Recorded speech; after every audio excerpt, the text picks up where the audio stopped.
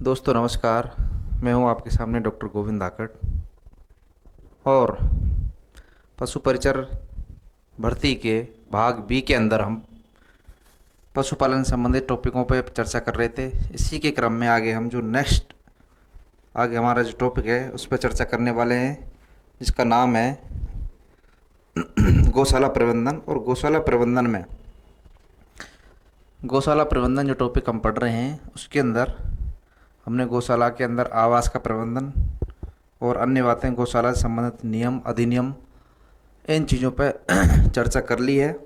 आगे हम जो अभी इस लेक्चर में पढ़ेंगे वो मुख्यतः गौशाला प्रबंधन के जो फीड और वाटर यानी कि चारा, दाना, चारा और पानी के जो प्रबंधन है वो किस तरह से गौशाला में किया जाता है उस पर हम चर्चा करेंगे। तो हमने देखा कि आवास व्यवस्था किस तरह से पशुओं की गौशाला में हम करते हैं, उसके आगे आवास की व्यवस्था कर दी है। उसके आगे हम देखेंगे चारा, पानी, दाना किस तरह से हमको देना है, उसकी क्या क्या ज़रूरतें हैं। जैसा कि हमने पहले इससे पहले वाली क्लास में पढ़ा था कि जो गौशाला के पशु हैं उनके आवास के लिए हमने एक लूज हाउसिंग सिस्टम को पढ़ा था, खुले आवास प्रणाली को हमने पढ़ा था। उसके अंदर जो पशु हैं वो नाइट और दिन पूरे दिन रात खुले में रहते हैं। केवल हमारे को जो दाना, चारा या दूध निकालते हैं या फिर कोई इलाज करते हैं उस टाइम दो जगह यानी इलाज के दौरान और दूध निकालते के समय उनको बांधते हैं। चारा भी और पानी भी वो खुली अवस्था में ही खाते हैं, उनको बांधते नहीं हैं। तो यहाँ पे बात ये क्वेश्चन ये उठता है कि हमने देखा कि फ्लोर स्पेस देख लिया कि एक पशु को खड़ा होने के लिए शेड में और बाहर घूमने के लिए कितनी जो फ्लोर स्पेस है उसकी ज़रूरत पड़ती है। फ्लोर स्पेस मतलब फर्श का स्थान का क्षेत्रफल। वो फर्श का क्षेत्रफल हमने देख लिया कि उसको खड़ा होने के लिए कितना, या बैठने के लिए या घूमने के लिए कितना चाहिए, कवर्ड में और खुले में, यानी बंद क्षेत्र में और खुले क्षेत्र में। अब बात आती है जो उसके चारा पानी की व्यवस्था करते हैं अपन, तो चारा और दाना जो डालते हैं वो ठानों में डालते हैं जिसको मेंजर कहते हैं। और जो पानी जहाँ से पीते हैं पशु उस पानी के टैंक को वाटर ट्रफ कहते हैं, और वाटर ट्रफ बोले और उधर मेंजर बोले जिसमें चारा खिलाया जाता है। इनकी क्या क्या हमारी साइज होती है, क्या नाप होती है, यानी इतनी बड़ी गौशाला है, इसमें बहुत सारे पशु हैं, तो किस नाप का हमको उनका चारा और पानी देने का जो सिस्टम है, मेंजर और वाटर ट्रफ, उसको बनाएंगे। तो उसके लिए हमारे पास कुछ साइंटिफिक रिपोर्ट्स हैं, उनके आधार पर हम ये तय करेंगे कि किस तरह से उनकी साइज और नाप वगैरह क्या क्या होनी चाहिए। तो गौशाला प्रबंधन का जो टॉपिक आज का दूसरा है उसमें है feeding and watering space requirement,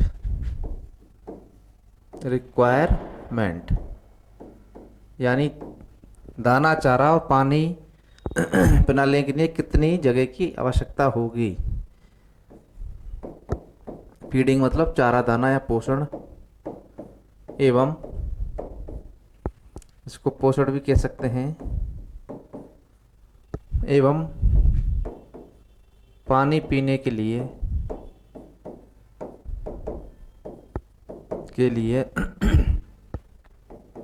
स्थान की आवश्यकता। कितने स्थान की आवश्यकता पड़ेगी?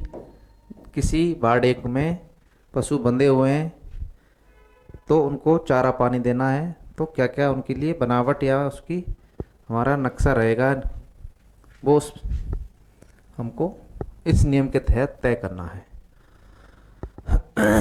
तो हमारे पास गौशाला में मुख्यतः छोटे पशु और बड़े पशु होते हैं। तो छोटे पशु और बड़े पशुओं के लिए क्या क्या हमारी साइज होती है वो हम देख लेते हैं। तो एक टेबल मैं यहाँ पे बना रहा हूँ आप लोगों के लिए, उस टेबल के माध्यम से समझने की कोशिश करेंगे कि किस तरह से, और ये जो भी आवश्यकता है ये दोस्तों 100 पशुओं के लिए है। 100 पशुओं के लिए 100 पशुओं का अगर बाड़ा है, शेड है, तो उसमें क्या क्या उसकी साइज नाप वगैरह होगी। तो सबसे पहले जो हम लेने वाले हैं हेडिंग में, पशु का, पशु की कैटेगरी, छोटा है बड़ा है, ठीक है, पशु की कैटेगरी आ जाएगा पहला। दूसरा आ जाएगा हमारा प्रति पशु प्रति पशु स्थान की आवश्यकता, यानी उसको चारा पानी करना है तो एक पशु कितना स्पेस, इतना स्थान उसको चाहिएगा। उसके बाद दोस्तों और आगे आ जाता है हमारा टोटल मैनेजर, या फिर मैं ठान बोल देता हूँ, मैनेजर भी लिख देता हूँ एक बार, जिसको अपन चारा पात्र कहते हैं। मैनेजर की लंबाई, मैनेजर की लंबाई। अब मैनेजर किसको कहते हैं यहाँ पे, देसी भाषा में इसको बोलते हैं ठान या चारा पात्र। ठान या चारा पात्र, जिसके अंदर चारा डालते हैं, ठीक है साहब। मैनेजर की लंबाई कितनी होगी और प्रति पशु, ये सारी जो गणना है हम करेंगे किसमें, सेंटीमीटर में। ये भी सेंटीमीटर में और ये भी सेंटीमीटर में, सारी चीज़ें हम सेंटीमीटर लेने वाले हैं। इसके अलावा ये तो हो गया हमारा चारा दाना के लिए जो भी पात्र है उसका नाम। मैनेजर नहीं है, मैनेजर है। अब पानी के लिए हमारे पास क्या क्या क्या होता है, वाटर ट्रफ। तो वाटर ट्रफ की लंबाई, वाटर ट्रफ की लंबाई, वाटर TROUGH की लंबाई, वाटर ट्रफ की लंबाई। वाटर ट्रफ का मतलब होता है खेल, पानी की खेल, पानी की खेल की लंबाई, वो भी किस में आएगी, सेंटीमीटर में। किसमें, सेंटीमीटर में। तो हम यहाँ देख पा रहे हैं पशु को चारा दाना और एक चीज़ें करानी है, पानी भी पिलाना है। तो अलग अलग साइज के जो पशु होते हैं उनमें अलग अलग उनकी स्पेस की ज़रूरत पड़ती है। आगे हम देखते हैं ये जो दोनों इकाइयाँ हैं, मैनेजर और वाटर ट्रफ, इनकी क्या डायमेंशन होते हैं, विन्यास क्या होता है। तो मैनेजर, मैनेजर और water trough, water trough TROUGH का विन्यास, विन्यास या डायमेंशन, वो किस किस में कैसे कैसे रहेगा वो हम देख लेते हैं। विन्यास में इनकी लंबाई, चौड़ाई, गहराई और ऊंचाई हम मुख्यतः लेंगे। तो ये सारे जो भी हम नाप लिखने वाले हैं वो किस में लिखने वाले हैं, सेंटीमीटर में। तो आइए देखते हैं किस तरह से ये ज़रूरत पड़ती है। तो पहला हम देखते हैं दोस्तों, ये हम एक टेबल बना लेते हैं अच्छी सी, और इनकी जो नाप है वो हम यहाँ पे लिख लेंगे, जिससे हमको ये नाप याद रहे। यहाँ पे हम आगे एक चीज़ और ऐड कर सकते हैं, जो मैनेजर का विन्यास लिखेंगे उसमें विन्यास में पहला हम क्या ऐड कर सकते हैं, उसकी विड्थ विड्थ यानी चौड़ाई, मैनेजर जो भी है चौड़ाई। उसके बाद इसकी कर सकते हैं अपन गहराई और ऊंचाई तीसरी, कितना गहरा, कितना ऊंचा, कितना चौड़ा ये मैनेजर होगा। ये सारी चीज़ें किसमें, सेंटीमीटर, सेंटीमीटर, सेंटीमीटर। क्लियर बात। अब इसको भी डिवाइड कर लेते हैं, ये लो जी कर दिया डिवाइड। ये इसको यहाँ से कर देते हैं, ठीक है साहब। ये जी क्लियर। यानी मेंजर या वाटर ट्रफ जो पानी की खेल है या हमारे चारे दाने का जो ठान है उसका विन्यास क्या होगा सेंटीमीटर के अंदर, वो हमने यहाँ पे जाना और जानेंगे अभी कितना कितना होता है सब सेंटीमीटर में ये। तो आइए देखते लेते हैं। सबसे पहले जो पशु की किस्म है उसके बारे में कर लेते हैं। छोटे पशु, छोटे पशु गौशाला में जो छोटे पशु होते हैं काफ होते हैं, काफ CALF। उन काफ के लिए, एक छोटे काफ के लिए चारे के ठान और पानी के पीने के पानी का जो वाटर ट्रफ है, टैंक है, उसमें कितने स्पेस की ज़रूरत पड़ेगी, स्पेस की बात कर रहे हैं हम यहाँ पे। यानी अगर वो खड़ा है तो खड़े रहते वक्त उसको चारा चरेगा, और चारा चरेगा तो चारे का जो ठान है जिसमें चारा डलता है वो कितना उसको स्पेस चाहिए एक पशु के लिए, यहाँ बात कर रहे हैं अपन उसकी। तो प्रति पशु स्थान की आवश्यकता लगभग लगभग छोटे पशु के लिए दोस्तों पड़ती है 40 सेंटीमीटर से 50 सेंटीमीटर की उसको ज़रूरत पड़ती है। इतनी चौड़ाई का या लंबाई का हमको उसका ठान बनाना पड़ता है। सेंटीमीटर में है ये सारी इकाइयाँ। तो हम बात कर रहे हैं दोस्तों 100 पशुओं के लिए। अगर छोटे 100 पशु हैं, ये एक के लिए 40 से 50 है, तो 100 के लिए 100 का इससे मल्टीप्लाई कर देंगे तो ये कितना हो जाएगा 40 से 4000 और 50 से 5000। ये पूरी मेंजर की लंबाई हो जाएगी।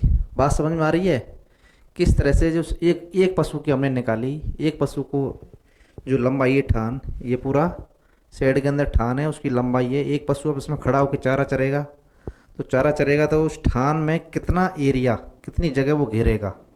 तो एक पशु मान के चलो 40 से 50 सेंटीमीटर घेर रहा है, छोटा 40 से 50 घेर रहा है। तो ऐसे 100 पशु के लिए जो अपन ठान बनाएंगे तो उस पूरे ठान की जो लंबाई है वो कितनी बन जाएगी, मल्टीप्लाई 100 से कर देंगे, क्योंकि एक के लिए 40 से 50 है तो 100 के लिए मल्टीप्लाई कर देंगे तो वो बैठेगा हमारा 4000 से 5000 सेंटीमीटर का ही जो लंबाई बैठ जाएगी, टोटल लंबाई किसकी, मेंजर की या ठान की, जो चारा पात्र भी उसको अपन कहते हैं। सेम थिंग वाटर ट्रफ की। तो वाटर ट्रफ की इसमें 10 गुना कम होगी। वो क्यों होगी मैं आगे बताऊंगा अभी। तो यहाँ पे 4000 से 5000 इसकी लंबाई थी मेंजर की, परंतु वाटर ट्रफ की मैंने यहाँ पे कम लिखी है, 10 गुना कम लिखी है। 400 और 4000 यानी 10 गुना कम, 1/10। 10वां एहसास में पानी का जो टैंक है, पानी का ट्रफ है, पानी की जो खेल है उसकी लंबाई कम होती है। उसका कारण मैं पहले भी बता चुका हूँ, अभी बताऊँगा क्यों। अब फिर देखते हैं मेंजर की जो डायमेंशन है वो क्या क्या होती हैं। तो उसकी चौड़ाई जितनी पशु की ज़रूरत है 40, तो 40। इसके बाद गहराई इसकी 15 सेंटीमीटर होती है और ऊंचाई 20 सेंटीमीटर होती है। ये तो छोटे पशु की बात हो गई। अब बात करें अपन बड़े पशु की या वयस्क पशु की। तो वयस्क पशु के लिए वयस्क पशु, तो वयस्क पशु के लिए दोस्तों है 60 से 75 सेंटीमीटर। एक जो वयस्क पशु है, एक वयस्क पशु की जो स्थान की जो आवश्यकता पड़ेगी किसके लिए, चारे दाने के लिए और पानी पीने के लिए, वो जो स्थान की ज़रूरत है वो 60 से 75 सेंटीमीटर स्थान उसको चाहिए जब वो चारा चरता है ठान के अंदर। ये बात क्लियर हो गई।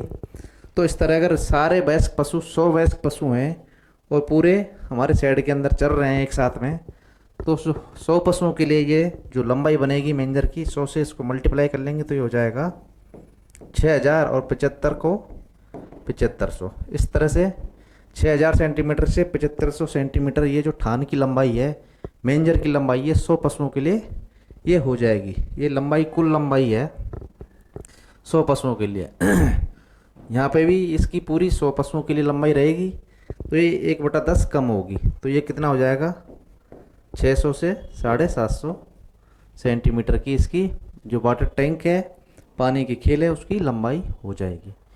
इसी तरह जो मेंजर के डायमेंशन है, विन्यास है, वो क्या होगा, चौड़ाई तो वही 60 रहनी है।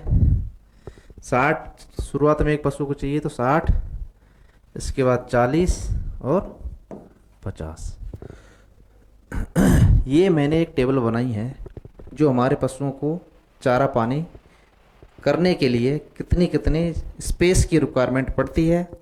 जब कोई गौशाला का जो शेड है तो उसमें उसकी शेड के अंदर जो मेंजर है, जो जो चारे का पात्र या ठान है, उसकी लंबाई 100 पशुओं के लिए कितनी होनी चाहिए। पानी का जो टैंक है, पानी की खेल है, उसकी साइज क्या होनी चाहिए। ये सारी चीज़ें हम कैसे डिसाइड करेंगे, जब हमको सिंगल पशु के बारे में जानकारी आ जाएगी। तो सिंगल पशु के बारे में जानकारी हमारे पास यहाँ पे है।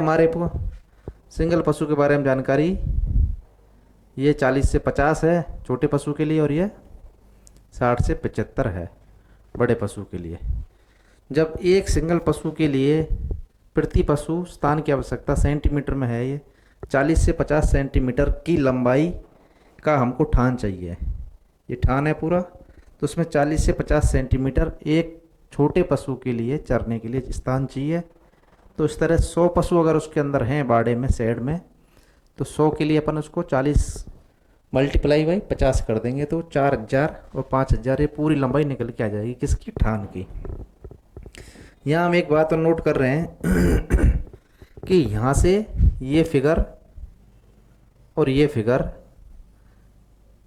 लंबाई इसकी ठान की तो हमारी पूरी की पूरी मल्टीप्लाई हो रही है, परंतु इस ठान से 1/10 कम ये आ रही है। कितनी आ रही है, यहाँ से 1/10 ही इसका हिस्सा आ रहा है। ऐसे ही बड़े पशु में भी यही आ रहा है, 1/10 है इसका पार्ट है ये, यानी 10वां हिस्सा ही हमारे पानी की जो लंबाई है टैंक की, उसके लिए काम में आता है। ठान का जो लंबाई है, टोटल लंबाई ठान की, उसकी 10वां हिस्सा हमारा पानी का टैंक बनता है। तो उसका कारण क्या है 1/10 का, इसका कारण मैं पहले भी बता चुका हूँ कि किसी भी गौशाला में या पशुशाला में या डेयरी फार्म पर जो पशु हैं उनका एक व्यवहार होता है, वो चारा दाना तो एक साथ करते हैं। यानी ये अपना जो शेड बना हुआ है उसमें जैसे ही चारा दाना डालेंगे तो सारे एक साथ चरने लग जाएंगे, सारे के सारे। मान के चलो 100 पशु हैं और 100 पशुओं को अगर चारा दाना डाला तो 100 पशु एक साथ ही चारा दाना खाने स्टार्ट कर देते हैं। यानी उनकी जो फीडिंग है, दाना चारा एक साथ करते हैं। वो इधर उधर जब भी कहीं खड़े होंगे वो सब इकट्ठे होकर वहाँ आ जाएंगे ठान पर। परंतु पानी पीने वक्त ऐसा नहीं होता है। जब पानी पीते हैं तो उनमें से केवल 10% पशु ही एक बार में पानी पीने जाते हैं, बाकी कोई घूम रहा है, कोई चल रहा है, कोई खड़ा है। तो ये इनके लिए एक व्यवहार होता है। इसी व्यवहार को मद्देनज़र रखते हुए जो पानी के टैंक की, वाटर ट्रप की जो लंबाई है, वो 1/10वां हिस्सा होता है किसका, जो हमारी ठान है उसकी लंबाई का। यहाँ पे 6000 से 7500 सेंटीमीटर आया है, तो उसका 1/10 हिस्सा हम देखेंगे 600 से 750 ही लंबाई हमारी पानी की टैंक की निकल के आती है। ये उसकी डायमेंशंस हैं, विन्यास हैं, किस तरह की उसकी चौड़ाई, गहराई और ऊंचाई ये होती हैं। इस तरह की नाप है, ये नाप याद रख सकते हैं सेंटीमीटर में। तो हमने देखा कि फीडिंग में और चारे पानी में जो हम बनाएंगे फीडिंग स्टॉल और जो मेंजर और पानी का टैंक, वो इस नाप से बनाते हैं, इसको ध्यान में रखते हुए बनाते हैं। आगे हम देखते हैं दोस्तों, ये तो हमारा हुआ इसका फ्लोर वाटर और फीडिंग स्पेस रिक्वायरमेंट। ये इनको चारा पानी खाने के लिए, चरने के लिए, पीने के लिए स्पेस की जो ज़रूरत थी वो हमने निकाल ली। अब एक पशु कितना चारा खाएगा और कौन कौन सा चारा उसको हम देते हैं, वो सारी चीज़ें अपन डिस्कस करने वाले हैं। तो पशु के पोषण के बारे में यहाँ पे हम डिस्कस करने वाले हैं। क्या, पशु के आहार का प्रबंधन। आहार प्रबंधन, आहार प्रबंधन में हम देखेंगे एक शब्द होता है दोस्तों, राशन। शब्द होता है राशन, सबने पढ़ा है। फ्री राशन बट रहा है, सरकार फ्री राशन दे रही है, सब चीज़ें राशन पढ़ते रहते हैं, रात दिन सुनते रहते हैं। तो जो राशन शब्द है उसका मतलब है कि 24 घंटे के अंदर जो पशु दाना चारा खाता है उसको अपन उसका राशन बोलते हैं। ठीक है, 24 घंटे में जो दाना चारा की आवश्यकता होती है उसको अपन राशन बोलते हैं। तो लिख सकते हैं हम, यह है पशु को 24 घंटे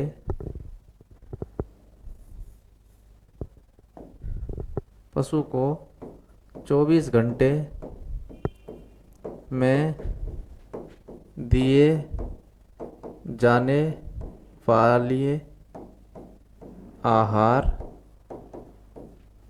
की मात्रा है। की मात्रा क्या है? आहार है। क्या है? राशन। ये ध्यान रखना, ये कितने का है? 24 घंटे में।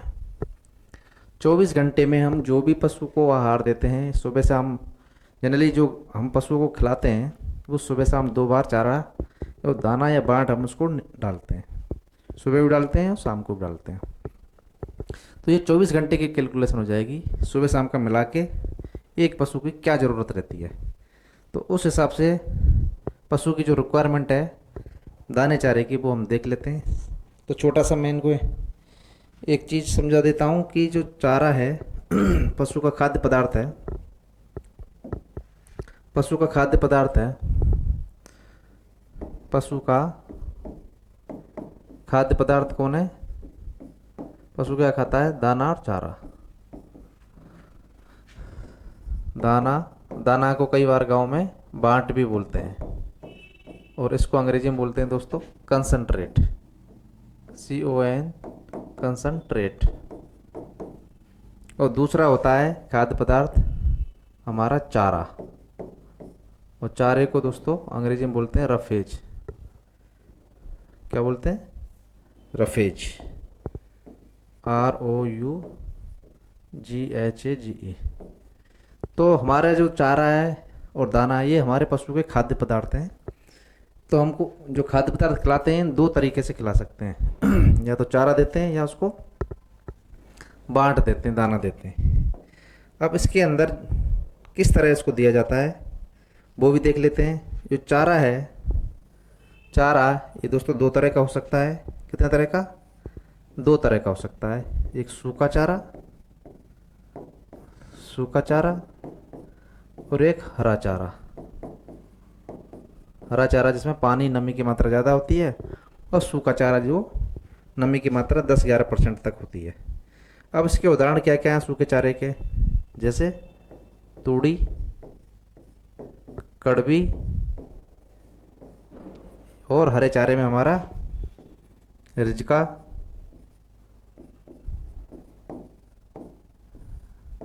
और बरसीम। और जो भी घास है, सारी हरी घासें वो सब हरे चारे के अंदर आती हैं। ये मैंने एक बताया सिंपल सा समझने की दृष्टि से कि चारा 2 तरह का हो सकता है, तूड़ी और ये तो सूखा चारा और एक हरा चारा। दोस्तों दाने के अंदर अपन बात करें तो दाने के अंदर भी 2 तरह की दाने हो सकते हैं। एक तो प्रोटीन वाले दाने, एक एनर्जी वाले दाने। तो उस पर ना जाके मैं सीधा लिख दूंगा यहाँ पे उदाहरण में, या तो हमारा खल हो जाएगी, चूरी हो जाएगी, या फिर चापड़ हो जाएगा। ये हमारे उदाहरण होते हैं किसके? दाने के। अब आपको ये बात ध्यान रखनी है, जो हमारे खाद्य पदार्थ हैं पशु के वो 2 तरह के होते हैं, दाना, चारा। दाने को बांट भी कहते हैं या कंसंट्रेट अंग्रेजी में कहते हैं। उसका जो उदाहरण है वो खल, चूरी, चापड़ है।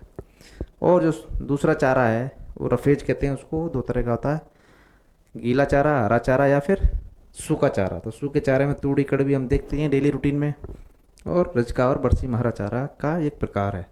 इस तरह से जो खाद्य पदार्थ हैं ये होता है। अब ये जो खाद्य पदार्थ है,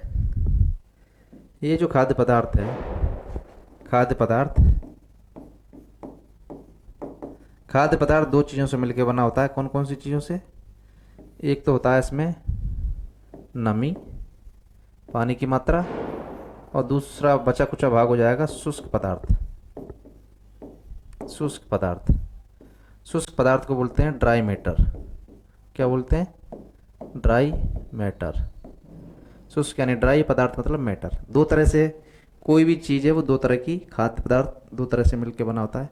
कुछ हिस्सा उसमें गीला होता है, नमी होती है, कुछ हिस्सा उसमें सूखा, ड्राई होता है। तो इस तरह से इसका उपयोग देखेंगे हम कि हम इसको क्यों यहाँ समझने की कोशिश कर रहे हैं। जो खाद्य पदार्थ है वो 2 तरह का, शुष्क पदार्थ और उसमें नमी हो सकती है। इस तरह हम देख रहे हैं कि पशु को चारा प्रबंधन किस तरह से किया जाता है, आहार प्रबंधन कैसे किया जाता है। तो यहाँ पे हमने देखा कि अब एक नोट लगा लें। नोट, जो पशु का जो वजन होता है, शरीर का वजन होता है, उसको उस हिसाब से हमको शुष्क पदार्थ की मात्रा की आपूर्ति करनी होती है। तो एक नियम है जो नोट में मैं लिखाऊंगा कि पशु का जो वजन है उसका 2 से 2.5% इन केस ऑफ हमारी जो देसी गाय हैं उनके अंदर, देसी गायों में उनके शरीर के भार का 2 से 2.5% तक सूक्ष्म पदार्थ उसको खाने में चाहिए। ये देसी गायों की बात है। अगर अपन संकर गाय की बात करें तो उसमें थोड़ा सा ज़्यादा रहता है, वो 2.5 से 3% उनके शरीर के बाहर का होता है, जो भी शुष्क पदार्थ वो लेते हैं। ये बात क्लियर हो गई? तो उसको लिख लेते हैं। कैसे लिखेंगे? देसी गायों में या देसी गोवंश में, देसी गोवंश को शुष्क पदार्थ, शुष्क पदार्थ मतलब ड्राई मैटर, इसको मैं डीएम लिख देता हूं, की आवश्यकता कितनी होती है? कितनी होती है?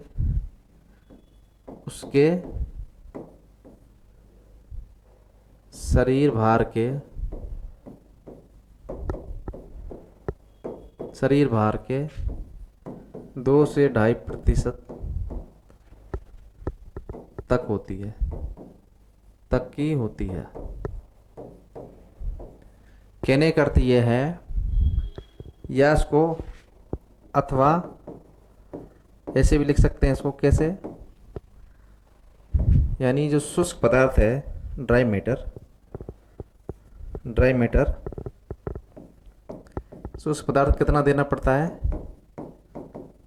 शुष्क पदार्थ की जरूरत कितनी पड़ती है? 2 से 2.5 किलो शुष्क पदार्थ प्रति 100 किलोग्राम शरीर भार। ये देसी गाय के लिए एक सिंपल सी लाइन है। यानी 100 किलो की अगर कोई गाय है तो उसको शुष्क पदार्थ कितना चाहिएगा? 2 से 2.5 किलो शुष्क पदार्थ चाहिएगा। ये किसके लिए?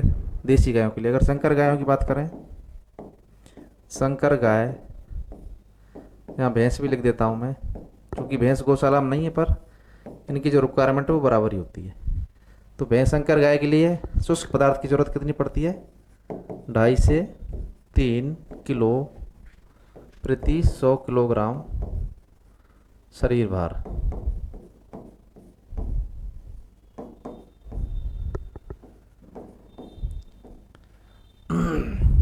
सौ किलोग्राम शरीर भार पर 2.5 से 3 किलो शुष्क पदार्थ की जरूरत पड़ेगी संकर गाय में और भैंस में। जबकि देसी गाय के अंदर ये जो रिक्वायरमेंट है वो प्रति 100 किलो बॉडी वेट पर 2 से 2.5 किलो हमारा शुष्क पदार्थ देना पड़ता है। जैसा कि खाद्य पदार्थ मैंने बताया 2 तरह का होता है, गीला भाग होता है उसमें और शुष्क होता है। तो शुष्क की यहाँ पे ये जो रिक्वायरमेंट हम मैंने बताई है।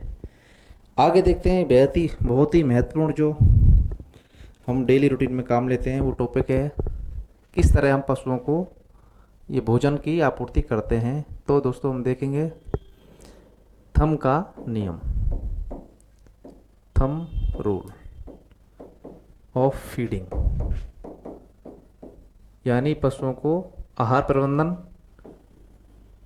यानी थंब नियम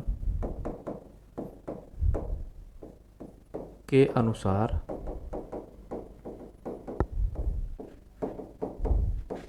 आहार प्रबंधन। ये थंब नियम, इसके अनुसार ये थंब नियम बना रखा है कि ऐसे ऐसे करना है। ज़्यादा पचड़े में नहीं पड़ रहा है, इसको इतना % देना, उसको ये देना, उसको वो देना, वो पचड़े में नहीं पड़ के सिंपल सा थंब नियम बना रखा है, वो हम पढ़ लेते हैं। तो वो वयस्क पशुओं के लिए होता है। और वयस्क पशुओं के लिए हम बात करेंगे तो वयस्क पशु में 3 तरह की अवस्थाएं होती हैं। पहली अवस्था होती है उसके रख रखाव की, दूसरी अवस्था होती है उसकी ज्ञापन अवस्था, तीसरी अवस्था होती है उसके उत्पादन की या दूध देने की अवस्था। तो इन तीनों अवस्थाओं में क्यों कौन कौन सी हमको आहार प्रबंधन कैसे कैसे करना है, कितना कितना देना, वो सारी चीज़ें अपन यहाँ पर डिस्कस चर्चा करने वाले हैं। तो आइए, पहली जो अवस्था है वो है maintenance maintenance ration. Maintenance ration को बोला जाता है रख रखाव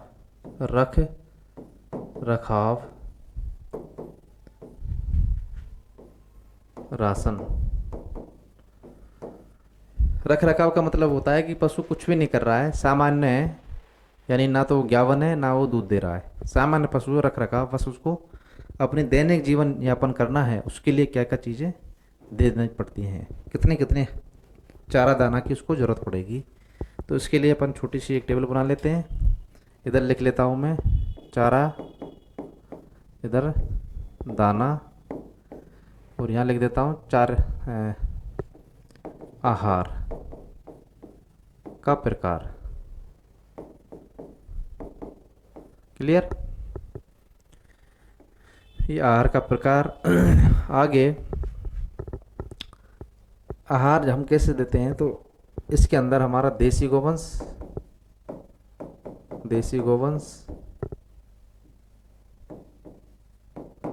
और यहाँ पर संकर गोवंश या भैंस। तो आइए देख लेते हैं किस तरह से इनको कितना कितना इनको देना है।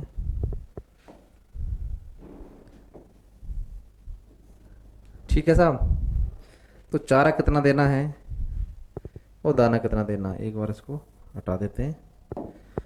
चारा देसी गोवंश की बात करें तो देसी गोवंश को जो चारा दिया जाता है वो दोस्तों 24 घंटे के लिए 4 किलो तक दे सकते हैं, और संकर गायों को जो देते हैं वो 4 से 6 किलो तक दे सकते हैं। दूसरा, ये चारा के बाद हमारा दाना दिया जाता है, दाना यानी कंसंट्रेट। दाना बाट, तो बाट या बाटा एक ही बात है।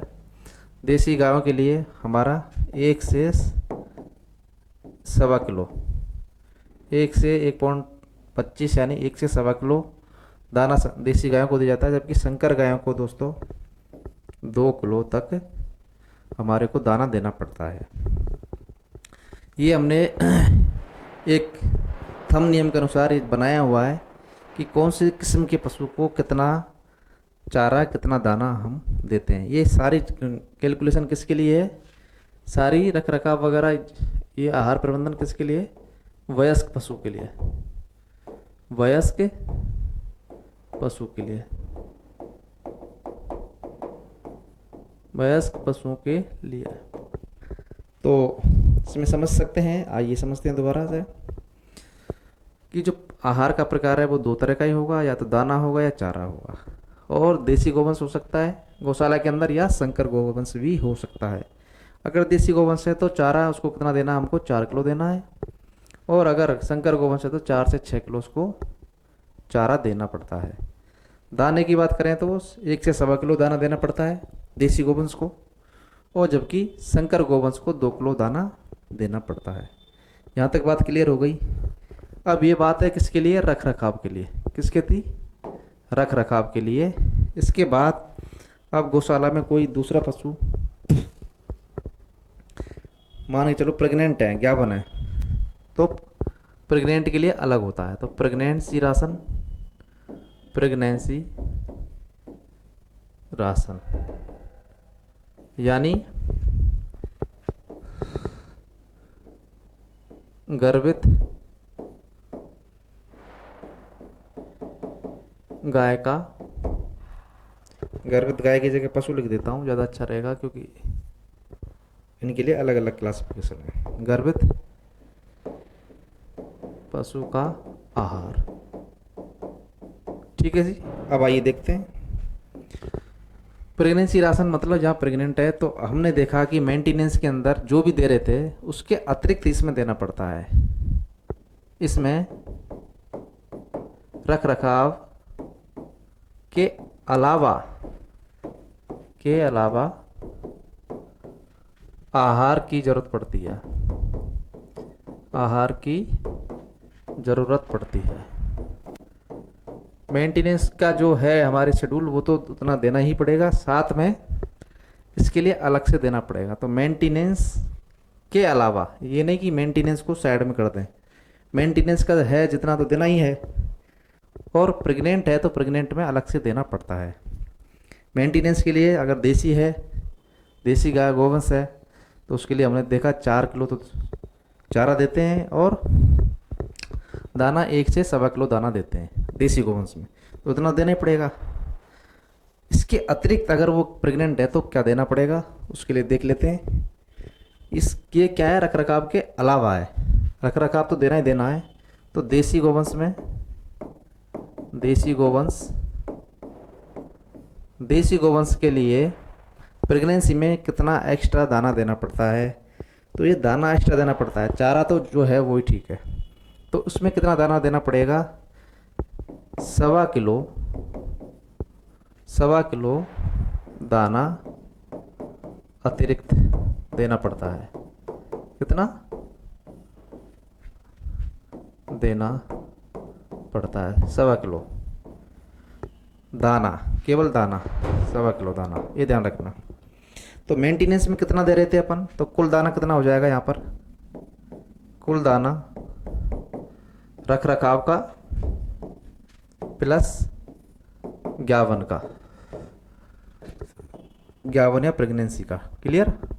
तो रख रखाव का कितना था, 1 से 1.25 किलो था, तो मैं इसको ऊपर साइड लेके 1.25 किलो ले लेता हूँ, प्लस 51 में कितना दे रहे हैं, 1.25 किलो अलग से दे रहे हैं। तो कुल कितना हो जाएगा, ये मिला के 1 और 1 2 और ये 2.5 किलो। तो ये 2.5 किलो हमको प्रतिदिन 24 घंटे के लिए देना पड़ेगा। 2.5 किलो दाना, कितना कुल दाना कितना, 2.5 किलो, 1.25 किलो और 1.25 किलो, 1.25 किलो रख रखाव का देना ही देना है जी चीज़। इसके अलावा जो गेस्टेशन में प्रेगनेंसी में जो बच्चा है उसको भी हमारे को पोषण देना पड़ता है, तो उसके लिए अलग से हम गाय को 1.25 किलो दाना दे रहे हैं। ये मेरी बात समझ में आ गई होगी, ठीक है साहब। ये हो गया प्रेगनेंसी। इसके बाद हम बात करते हैं ये देसी गाय के लिए। अच्छा, देसी गाय के लिए अलावा अगर अपन संकर गाय की बात करें तो उसमें कितनी ज़रूरत पड़ेगी, क्योंकि प्रेग्नेंट वो भी हो सकती हैं। तो यहाँ पर संकर गाय की बात कर लेते हैं। संकर गाय में कितनी ज़रूरत पड़ती है, संकर गाय में जो रख रखाव के अलावा यहाँ 1.75 किलो दाना अतिरिक्त देना पड़ता है। वहाँ पे 1.25 किलो दे रहे थे, यहाँ पे 1.25 किलो दे रहे हैं। तो टोटल दाना जो कुल दाना है वो कितना हो जाएगा, ये एक बार देख लेते हैं कितना बैठेगा कुल दाना। तो कुल दाना कितना देना पड़ेगा संकर गाय को प्रेगनेंसी में, कुल दाना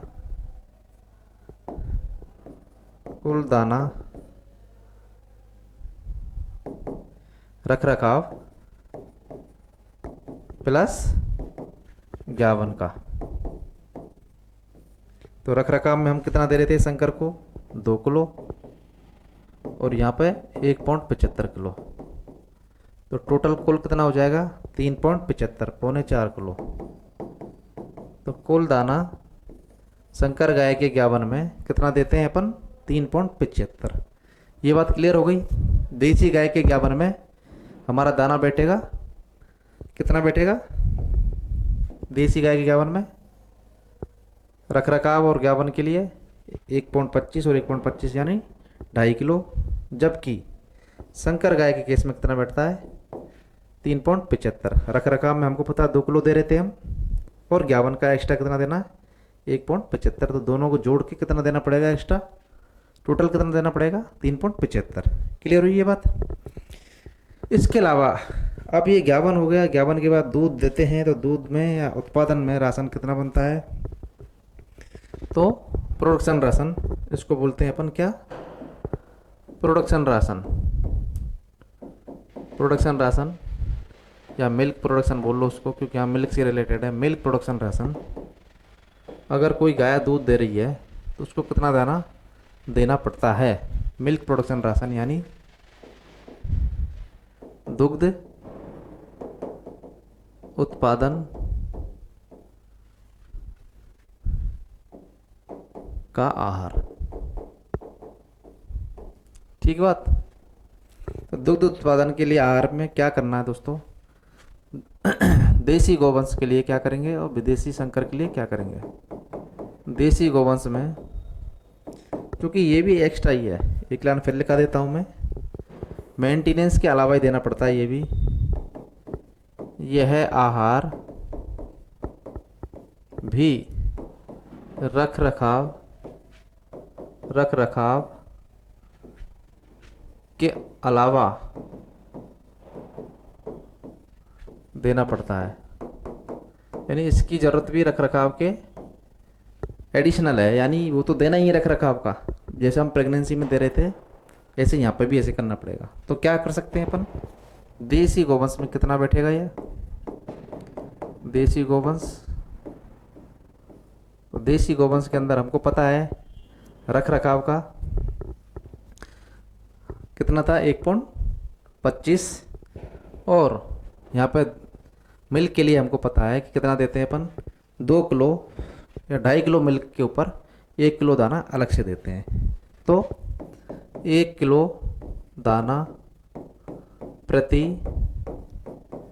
2 केजी दुग्ध उत्पादन पर, ये देसी गौवंश में देते हैं। प्रति 2.5 किलो देसी गौवंश पर, ठीक है जी, प्रति 2.5 किलो या 2.5 लीटर बोल लेते हैं, 2.5 लीटर, 1 किलो दाना प्रति 2.5 लीटर दुग्ध उत्पादन पर। ठीक है साहब, 1 किलो दाना कब देना है, प्रति 2.5 किलो या 2.5 लीटर दुग्ध उत्पादन पर देसी गांव में देना है। तो दूध जितना देती है उस हिसाब से अपन को कुल की कैलकुलेशन कर लेनी है। क्लियर बात। मान लो कोई गाय 5 लीटर देती है, एग्जाम्पल, यदि कोई गाय 5 लीटर दूध देती है तो कुल दाने की गणना करें, कर लेंगे, आराम से कर लेंगे। क्या करेंगे, आंसर, कुल दाने की गणना करने के लिए कुल दाना कैसे कैसे रख रखाव का हो जाएगा, पहला तो वो तो चाहिए ही चाहिए, प्लस दुग्ध उत्पादन का, जैसे माँ हमने प्रेगनेंसी का जोड़ा था ऐसे इसमें दुग्ध उत्पादन का जोड़ लेते हैं। तो रख रखाव का देसी गाय के लिए 1.25 किलो दाना, दुग्ध उत्पादन का हमको पता है कि 1 किलोग्राम दाना अलग से देना है, किस पर, 2.5 लीटर दूध पे। यहाँ कितना दूध दे रही है, 5 लीटर, तो 2.5 लीटर पे 1 किलोग्राम दाना अलग से देना है, तो 5 लीटर पे 2 किलो दाना अलग से देना है, तो यहाँ पे 2 किलो और जोड़ देंगे, टोटल कितना बैठ जाएगा 3.25 किलो दाना हमको एक्स्ट्रा देना पड़ेगा। क्लियर। क्यों, क्योंकि ये 2 किलो कैसे आया, 2 किलो, क्योंकि छोटी सी कैलकुलेशन कर देता हूँ, 2.5 किलो पर 2.5 लीटर पर 1 किलो एक्स्ट्रा, तो 5 लीटर पर 2 किलो। क्लियर। यहाँ से ये 2 किलो आया था, ये 2 किलो इसलिए आया वहाँ से, क्योंकि दुग्ध उत्पादन कितना होता है उसके अनुसार हम देते हैं। अगर 1 लीटर दूध 2.5 लीटर दूध उत्पन्न हो रहा है तो 1 किलो दाना अलग से देंगे, अगर 5 लीटर उत्पन्न हो रहा है तो 2 किलो दाना उसको दिया जाएगा। ये तो बात हो गई देसी गोवंश की। इसके साथ ही हम बात करते हैं संकर गोवंश की। तो ये देसी गोवंश के बाद संकर गोवंश, और संकर गोवंश में हमारा जो दाने की मात्रा है वो कितनी रहेगी, दाना 1 किलो ही रहेगा, 1 केजी दाना प्रति 2 किलो या 2 लीटर, ये की बात है, दुग्ध उत्पादन पर। क्लियर साहब? वहाँ हम 2.5 किलो दुग्ध उत्पादन पर 1 किलो दाना एक्स्ट्रा दे रहे थे, यहाँ पर हमको 2 किलो दुग्ध उत्पादन पर 1 किलो ही दाना देना पड़ेगा, यानी इसमें दाने की मात्रा ज़्यादा चाहिए। तो इसका भी आइडिया अपन ऐसे निकाल सकते हैं कि कितना दूध देंगे देती है तो उसको कितना दाना ज़रूरत पड़ेगा। मेरे ख्याल से तुम निकाल सकते हो। मान के चलो अगर कोई गाय 4 लीटर संकर नस्ल की गाय कोई 4 लीटर दूध देती है, तो 4 लीटर दूध देती है तो उसके लिए दाने की जो मात्रा है, कुल दाने की मात्रा वो निकालें 4 लीटर दूध के लिए। तो 2 लीटर दूध के लिए हमको पता है 1 किलो हम दाना दे रहे थे, तो 4 लीटर के लिए 2 किलो दाना और देना पड़ेगा। तो टोटल मिला के दो पहले से ही रख रखाव का है, चूँकि इसको मैं सोल्व भी कर देता हूँ, इससे रखा रहेगा ये आपकी यादों में। चलो एग्जाम्पल, संकर गाय 4 लीटर दूध देती है, तो कुल दाने की गणना करें। कर सकते हैं कुल दाने की गणना, आराम से कर सकते हैं, बिल्कुल कर सकते हैं। तो कुल दाना, आंसर कुल दाना क्या क्या होगा, रख रखाव का, रख रखाव प्लस दुग्ध उत्पादन का, दुग्ध उत्पादन का। तो रख रखाव का हमको पता है कितना है दोस्तों, रख रखाव का हमको पता है कितना है, संकर गाय के लिए 2 किलो दाना रख रखाव का देना पड़ता है। और दुग्ध उत्पादन यहाँ कितना हो रहा है, 4 लीटर। तो 4 लीटर बोले या 2 किलो में बोले, लीटर और किलो को बोलने से कोई ज़्यादा अंतर नहीं है। तो हमको पता है कि 2 लीटर पे 1 किलो दाना अलग से देना पड़ता है, तो 4 पे, चूँकि इधर लिख देते हैं 1 किलो दाना कितने पे देते हैं अपन, 2 लीटर दूध पर। तो 4 लीटर दूध पर कितनी की ज़रूरत पड़ेगी, 2 kg दाना। ठीक है साहब? तो ये 2 किलो दाना एक्स्ट्रा उसको दूध के हिसाब से चाहिएगा, तो 2 किलो और देना पड़ेगा। तो टोटल करके कितना आ जाएगा, 2 और 2 4 kg। अब देख लेते हैं इसको, आइए देखते हैं यहाँ पे। अब इसमें क्या समझ में आई बात, यहाँ 5 लीटर दे रही थी देसी गाय, तब 5 लीटर पे उसको 3.25 kg दाना दे रहे थे। यहाँ 4 लीटर ही दे रही है संकर गाय, उसको 4 kg दाना देना पड़ रहा है। अब समझिए इसमें क्या समझ में आई बात, कि जो देसी गाय है उसके लिए दूध ज़्यादा दे रही थी 5 लीटर, जबकि यहाँ शंकर गाय 4 लीटर ही दे रही है, 1 लीटर कम दे रही है। परंतु जो दाने की जो खपत है, वो दाने की खपत यहाँ कम हो रही है, बजाय शंकर गाय के। यहाँ पे शंकर गाय दाना तो ज़्यादा खा रही है, दूध कम दे रही है। देसी गाय दाना कम खा रही है, दूध ज़्यादा दे रही है। आगे बात समझें दोस्तों, इसलिए जो देसी गाय हैं उनको पालना चाहिए, जिससे उनका संरक्षण हो सके, संवर्धन हो सके, और जो हमारी संस्कृति है देसी गायों के प्रति वो बची रहे। ये यहाँ से आपको अच्छी तरह समझ में आ गया होगा कि किस तरह से देसी गाय हमको फ़ायदा पहुँचाती हैं, यानी फ़ायदेमंद रहती हैं भारतीय समाज के लिए। हमने ये चीज़ें देख ली। इसके अलावा अब एक बात और कर सकते हैं हम, कि जो हमारी खर्चा है दाने चारे का, उसको किस तरह से कम करना पड़ता है। यानी दाने चारे का खर्चा, आपको पता है कि पशु की जो दुग्ध उत्पादन है, उस दुग्ध उत्पादन का कम से कम 60 से 70% खर्चा हमारा पशु के आहार प्रबंधन से संबंधित आता है। कितना खर्चा बैठता है, 60 से 70%। यानी 1 किलो दुग्ध उत्पादन करने में जो सबसे ज़्यादा जो खर्चा बैठेगा वो पशु आहार से संबंधित बैठेगा। तो एक बात मैं यहाँ लिख सकता हूँ, क्या लिखूँ,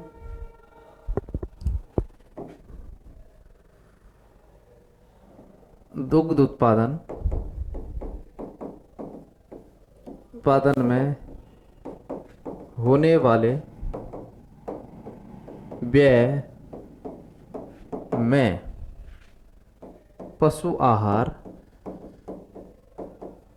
का खर्चा कितना होता है? 60 से 70% तक। कितना?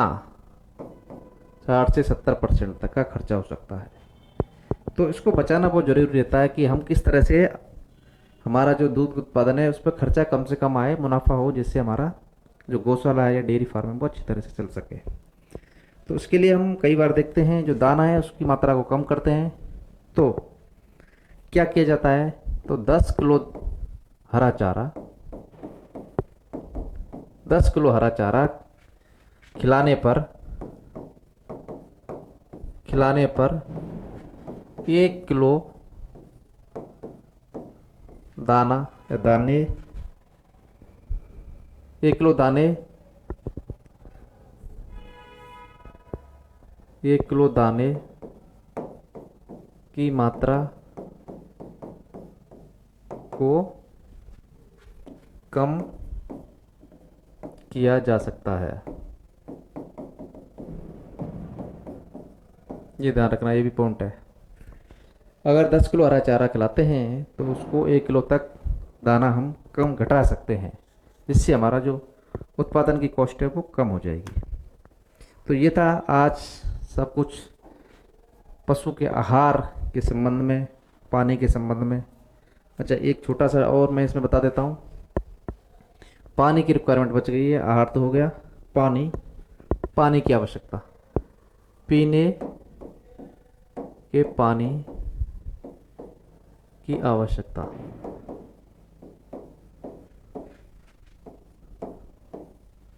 ये भी देख लेते हैं। जो पीने के पानी की आवश्यकता है वो डिपेंड करती है जो पशु शुष्क पदार्थ खाता है। जितना शुष्क पदार्थ खाता है उसी के अनुरूप वो पानी पीता है। तो इसके अंदर एक वेल राउंड फैक्ट ये है कि 1 किलो जो सूखा शुष्क पदार्थ अगर पशु खाता है तो उसको 3 से 5 लीटर पानी पीना पड़ता है। कितना? 1 केजी शुष्क पदार्थ, 1 केजी ड्राई मैटर खाने पर पशु को 3 से 5 लीटर पानी की पीने की ज़रूरत होती है। उस हिसाब से कैलकुलेशन की हुई है और जो स्टैंडर्ड डेटा है वो हमको याद रखना है। आइए देखते हैं क्या है। एक नोट में लगा लेते हैं। नोट,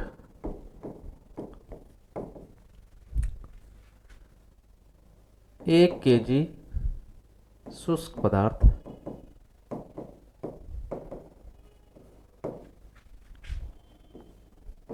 खाने पर पशु 4 से 5 लीटर पानी पीता है। समझ में आई बात? 1 किलो शुष्क पदार्थ उसने खाया। मैंने बोला पशु का जो खाद्य पदार्थ है वो 2 तरह से मिलकर बना होता है, खाद्य पदार्थ गीला और सूखा। तो गीला और सूखे में शुष्क पदार्थ के आधार पर पानी वो पीता है। गीले में तो पहले से ही पानी है। शुष्क पदार्थ जितना खाता है उसका एक पॉइंट है, यानी 1 किलो शुष्क पदार्थ खाएगा तो 4 से 5 लीटर पानी पीता है। तो आइए देखते हैं एक वयस्क गाय कितना पानी पीती है। तो वयस्क गाय के लिए, वयस्क गोवंश 24 घंटे में कितना पानी पी लेता है। तो पानी पीने का पानी और सभी कार्यों में उपयोग लिए जाने वाला पानी। गौशाला में या पशु फार्म पर पानी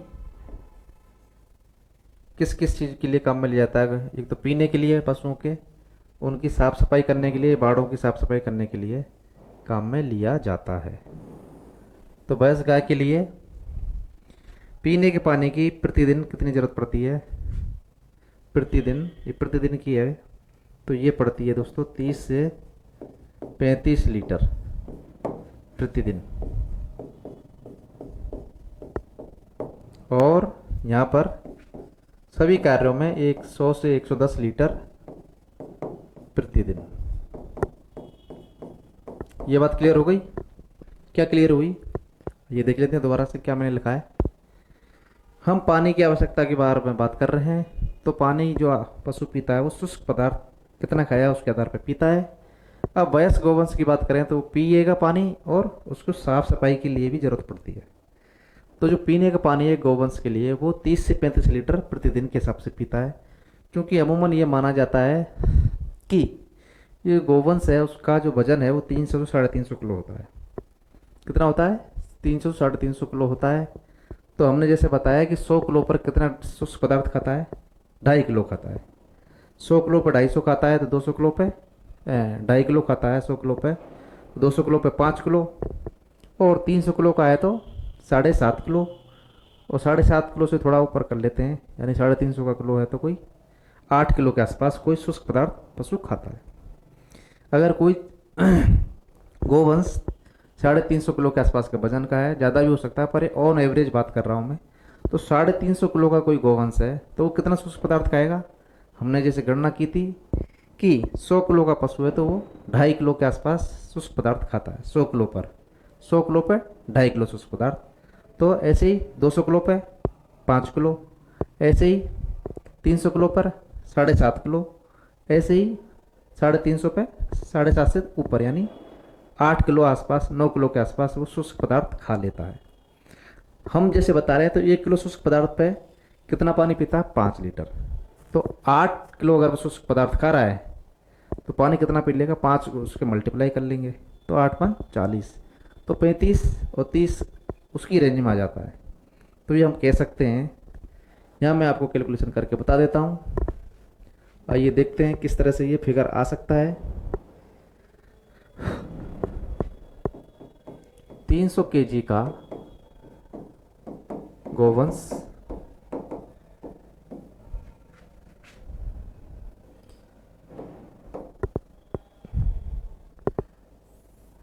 300 kg के गोवंश को पानी की आवश्यकता कितनी जरूरत पड़ेगी देख लेते हैं। तो हमको पता है आंसर, ये हमारा क्वेश्चन, हमको पता है कि 100 kg का पशु 100 kg पर 2.5 किलो ड्राई मैटर या शुष्क पदार्थ खाया जाता है।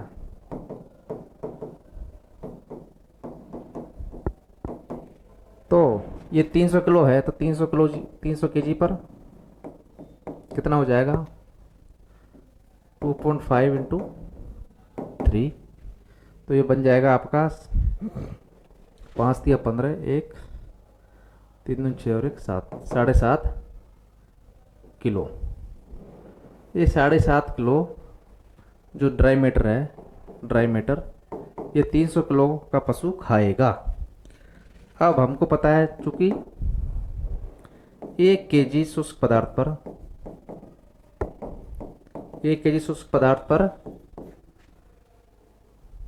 पशु 4 से 5 लीटर पानी पीता है। ठीक है बात? तो 1 kg शुष्क पदार्थ पर यहाँ कितना है शुष्क पदार्थ, इसलिए यहाँ कितना है? 7.5 kg शुष्क पदार्थ पर कितना पानी चाहिएगा? पदार्थ पर पानी की आवश्यकता या ज़रूरत, तो 7.5 इंटू 5 कर लेंगे तो लगभग कितना आ जाएगा? ये 7×5 = 35 के आसपास ये हमारा आ जाएगा आंसर। क्लियर हुई बात? ऑन एवरेज आ जाएगा ये। तो ये यहाँ से कैलकुलेशन से निकल सकता है। आप लोगों को समझ में आ गई होगी बात कि पानी की जो आवश्यकता है वो कैसे कैलकुलेट की गई है। ठीक है बात? 100 किलो पर हमको 2.5 किलो शुष्क पदार्थ चाहिए, ये हमको पता है शुष्क पदार्थ किस तरह से हमको कैलकुलेट किया था। फिर तो 300 किलो का पशु है तो 300 किलो पे हम उसको 3 से मल्टीप्लाई कर देंगे 2.5 किलो को, क्योंकि 2.5 किलो 100 किलो पे था तो 300 पे 3 गुना चाहिए उसको। 3 गुना कितना हो गया? 7.5 किलो ड्राई मैटर या शुष्क पदार्थ उसने खाया है। अब 7.5 किलो उसने शुष्क पदार्थ खा लिया और हमको पता है कि 1 किलो शुष्क पदार्थ जब पशु खाता है तो वो 3 से 5 लीटर पानी पीता है। तो 1 किलो पे 4 से 5 लीटर पानी पीता है या 3 से 5 पीता है, एक ही बात है। तो 7.5 किलो ठोस पदार्थ खाने पर उसको 7.5 से मल्टीप्लाई कर लेंगे और ये आंकड़ा हमको मिल जाएगा। तो ये 30 से 35 लीटर जो फिगर है किसी भी गोवंश को पानी पीने की ड्रिंकिंग वाटर, और सारे जो उसके इसके अलावा हैं, यानी उसका साफ सफाई का काम है, नहलाने का काम है, वो सब चीज़ मिला के 100 से 110 लीटर पानी उसको गोवंश को चाहिए। तो दोस्तों देख लेते हैं आज हमने क्या क्या इस टॉपिक के बारे में चर्चा की है। एक बार पुनः आपको 5 मिनट में समराइज कर देते हैं। आइए देखते हैं। हाँ, तो देखें हमने सबसे पहले feeding and watering space requirement, यानी चारा पाने के लिए जो जगह है, स्थान है, पशु चारा भी खाएगा तो खड़ा रह के खाएगा, उसके लिए जो स्थान होते हैं, वो पानी का टैंक होता है, उसमें कितनी जगह जरूरत पड़ती है वो हमने देख लिया। प्रति पशु छोटे के लिए 450 सेंटीमीटर की लंबाई होनी चाहिए और वयस्क पशु के लिए 60 से 75 सेंटीमीटर की लंबाई उस स्थान की होनी चाहिए। तो 100 पशुओं के लिए उसको मल्टीप्लाई कर लेंगे, 40 से 50 है तो उसको 100 से मल्टीप्लाई करेंगे तो 4000 बैठ जाएगा, और 60 से 75 को 100 से मल्टीप्लाई कर लेंगे क्योंकि 100 की ज़रूरत है ये, और ये वाला कॉलम सिंगल एक एनिमल का है, ये 100 का है। इस तरह हम देखेंगे इसमें और इसमें 1/10 का अंतर है। हमने बताया था कि जो मेन जार है जिसमें चारा डालते हैं, चारा पशु एक साथ खाते हैं तो उनको लंबाई पूरी चाहिएगी, परंतु 1/10 इसलिए लिखा है पानी वाले टैंक के लिए क्योंकि पानी 1/10 पशु ही एक बार में पीते हैं, सारे पशु एक बार पानी नहीं पीते हैं, केवल चारा एक साथ खाते हैं। ये उसकी डायमेंशन है मेंजर की, वाटर ट्रप की, किस तरह चौड़ाई गहराई ऊंचाई उनकी होती है, ये याद रख सकते हैं।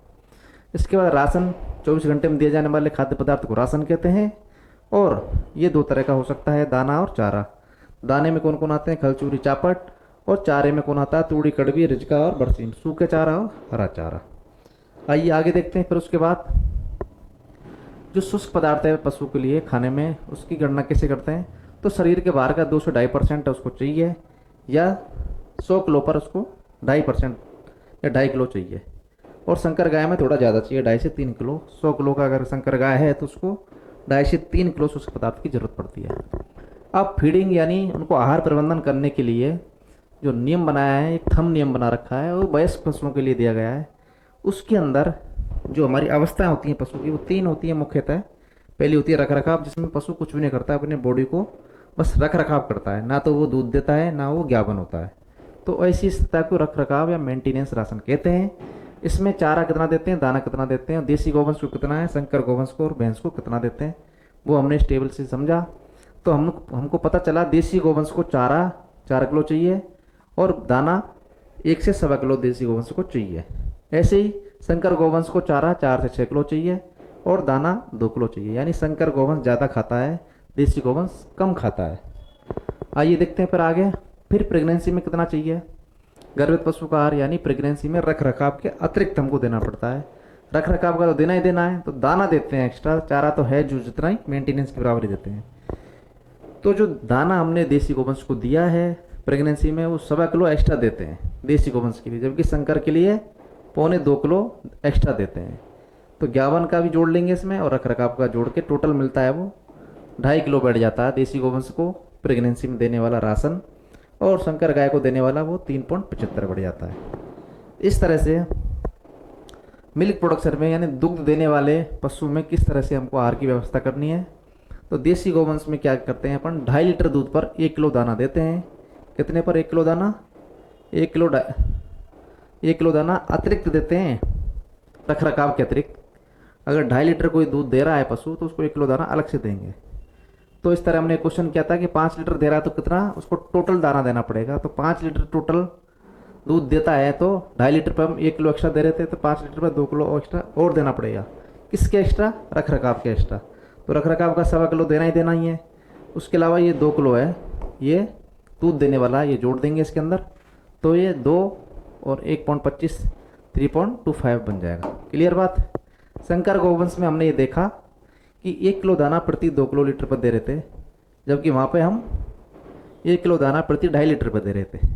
यहाँ 1 किलो दाना प्रति 2 किलो पे दे रहे हैं, यानी यहाँ दाना ज़्यादा दे रहे हैं, दूध कम दे रही है पशु, वहाँ दाना कम देते हुए दूध ज़्यादा दे रहे थे। तो हमने क्वेश्चन किया था कि 4 लीटर दूध देती है अगर संकर गाय, तो कुल दाने की गणना कर दें। तो हमने देखा कि 1 किलो पे 1 किलो जो दाना है वो 2 लीटर दूध पर दिया जाता है। तो यहाँ कितना दूध दे रही है गाय, संकर गाय, 4 लीटर। तो 4 लीटर पे कितने की ज़रूरत पड़ेगी, 2 किलो दाने की ज़रूरत पड़ेगी। तो इस 2 किलो को हम ऐड कर देंगे किस में, रख रखाव में। रख रखाव का संकर गाय का ज़्यादा पहले से ही 2 किलो होता है रख रखाव का संकर गाय का, और 2 किलो दूध का हो गया। तो इस तरह से 4 किलो टोटल उसका दाना बैठ जाता है। इसको कैलकुलेट करने पे, नज़र करने पे ये बात समझ में आती है कि जो देसी गोवंश है वो दूध ज़्यादा देता है। यहाँ पर दूध कितना दे रहा है देसी गोवंश, 5 लीटर दूध, जबकि इसको दाने की आवश्यकता कितनी पड़ रही है, 3.25 किलो ही। और इधर देखते हैं संकर गोवंश में ये कितना दे रहा है, 4 लीटर ही, यानी 1 लीटर कम दूध दे रहा है। यहाँ तो 5 दे रहा था देसी गोवंश, संकर गोवंश 4 लीटर ही दूध दे रहा है, परंतु जो दाने की मात्रा है वो उससे ज़्यादा खा रहा है। यहाँ 3.25 किलो ही खा रहा था, या 4 किलो खा रहा है। तो कहने करता है देसी गोवंश कई महीनों में इन संकर गोवंश से अच्छी रहती हैं। आगे हमने एक पॉइंट और नोट करवाया था कि जो दुग्ध उत्पादन है उसमें होने वाला जो कुल व्यय है, उस कुल व्यय के अंदर आहार या हमारा जो फीड है उससे रिलेटेड जो खर्चा है वो 60 से 70% बैठता है। इसी तरह इसको घटाने के लिए हम क्या कर सकते हैं, हरा चारा दे सकते हैं। और 10 किलो हरा चारा अगर देते हैं तो हमारा 1 किलो दाना कम कर सकते हैं, जिससे हमारी जो उत्पादन की कॉस्ट है, लागत की जो खर्चा है वो कम आए। आगे दाने के बाद हमने पीने के पानी की जो आवश्यकता है उसको देखा। ये कैलकुलेशन हमने किस आधार पे की, शुष्क पदार्थ की खपत के आधार पर। यानी एक पशु 1 किलोग्राम शुष्क पदार्थ अगर खाता है तो 4 से 5 लीटर पानी वो पीता है। अगर 4 से 5 लीटर पानी पीता है तो उस आधार पे हमने एक सिंपल सी टेबल बना ली, जैसे पीने पानी की ज़रूरत कितनी पड़ती है ड्रिंकिंग वाटर की, और सभी कार्यों के लिए इसके अंदर हमारा उसको नहलाने का, उसको वॉशिंग करने का, शेड को और साफ़ सफाई में जो भी यूज आता है उसको मिला के टोटल जो पानी उसमें लगने वाला वो हमने यहाँ पर देखा। तो पीने के पानी के लिए हमने कैलकुलेशन निकाली पीछे वाली स्लाइड पर, 30 से 35 लीटर प्रतिदिन चाहिए, और सभी कार्यों में 100 से 110 लीटर प्रतिदिन चाहिए। ये कैलकुलेशन निकाली थी। सपोज कोई 300 किलो का गोवंश है, उसको पानी की कितनी आवश्यकता पड़ेगी पीने के लिए। तो 100 किलो पर हमको पता है 2.5 किलो शुष्क पदार्थ खाता है, तो 300 किलो पर 2.5 से उसको 3 को मल्टीप्लाई कर देंगे तो 7.5 किलो के आसपास ड्राई मैटर निकल के जाता है, क्योंकि पानी की जो पीने की क्षमता है वो ड्राई मैटर पर डिपेंड करती है। इस तरह से 7.5 किलो ड्राई मैटर खाता है, तो उसको पानी की पीने के लिए हम देखेंगे 1 किलो पर 4 लीटर पानी पी रहा है, तो 7.5 किलो पर मल्टीप्लाई 7.5 इंटू 5, तो 35 लीटर जो ड्रिंकिंग वाटर जो कैपेसिटी है, इनटेक कैपेसिटी है, ये हमारी इस तरह से आई है। आई होप इस वीडियो के माध्यम से मैंने आपको पशु आहार से संबंधित जो भी बातें हैं सारी समझाने की कोशिश की है, अच्छे से आप लोगों को समझ में आ गया होगा। उम्मीद है कि इसमें से सारे जो क्वेश्चन बनते हैं वो आ जाएंगे।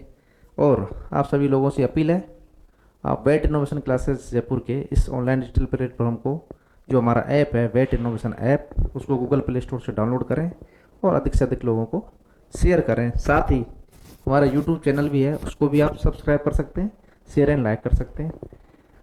आगे की जो टॉपिक हैं, आगे के हम लेक्चर्स में लेंगे। तब तक के लिए धन्यवाद। जय हिंद, राम राम।